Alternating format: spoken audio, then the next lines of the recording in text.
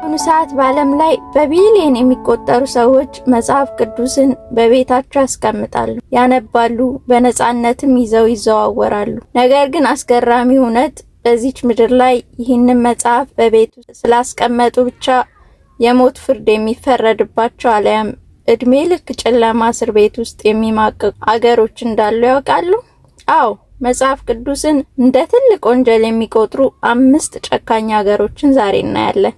የመጀመሪያዋ ሀገረ ሰሜን ኮሪያ ነው። በዚህ ሀገር መጽሐፍ ቅዱስ መያዝ ቀልድ አይደለም። በአንዲት ወቅት መጽሐፍ ቅዱስ የያዘች አንዲት እናት መጽሐፍ ቅዱስን በድብቅ ይዛ ስታነብ በመገኘቷ ብቻ እሷ ብቻ ሳትሆን የመላ ቤተሰቦቿ የልጆቿን ጭምር ህይወት አበላሽታለች። የእድሜ ልክ የግዳጅ ስራ ካምፕ እንዲገቡ ተደርጓል። በመንግስት እይታ መጽሐፍ ቅዱስ ከመሪዎቻቸው በላይ ለአምላክ በመንግስት እንደ ታላቅ የደህንነት ስጋት ነው የሚወስድ።